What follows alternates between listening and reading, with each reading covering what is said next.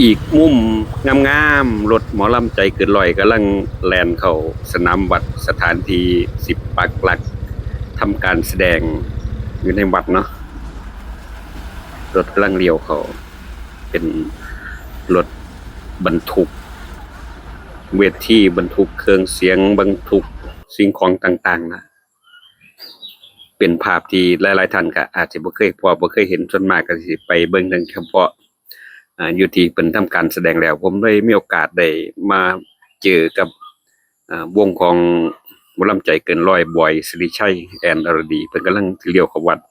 ก็ทุลักทุเลจังซี่ล่ะบางครั้งก็ตีโค้งเขาได้บางครั้งก็ตีโค้งเขาบ่ได้อันอยู่นี่อยู่ที่วัดเทพสุรินทร์นะเพิ่นกำลังเริ่มทยอยกันเข้ามาหลายนะครับเพิ่นทำการแสดงอยู่ที่วัดเทพสุรินทร์คนหลายเด้ครับเพิ่นแสดงยามคืนแต่ภาพนี่ผมก็ถ่ายไว้ยามเว้นนั่นล่ะหั้งบ่ทันได้ลงคลิปก็เลยเก็บเอาภาพเก่าๆบรรยากาศเก่าๆของเอ่อจัดงานที่วัดเทพสุรินทร์มาให้เบิ่งรถบรรทุกเพิ่นหลายเด้ครับหลายคันบรรทุกเครื่องเสียงแหน่บรรทุกเวทีแหน่บรรทุกสิ่งของต่างๆสวยงามนี่มันก็เรียงกันเข้ามาจังซี่ล่ะแต่บางคันก็เข้ามาก่อนหน้าแล้วบางคันก็กำลังเริ่มเข้ามากัน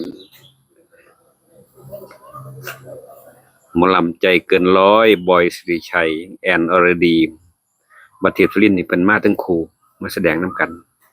ก็ถือว่าสร้างความสุขสนุกสนานหลายต่อหลายคลิปผมก็ลงไปให้ท่านได้เบิ่งแล้วล่ะนะครับเพิ่นแสดงอยู่หั่นอันนี้ก็เป็นบรรยากาศที่ผมเก็บภาพทางในมาให้ได้เบิ่งรถเพิ่นก็จอดเต็มอยู่ทางในนี่ล่ะ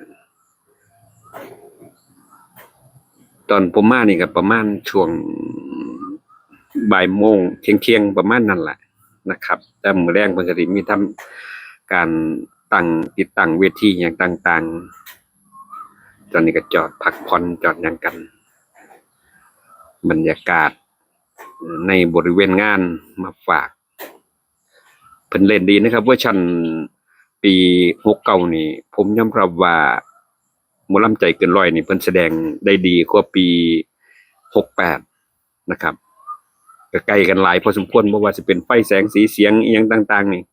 การละเล่นจังหวะจะโคนของนักแสดงเพิ่นโอ้เป็นตาเบิง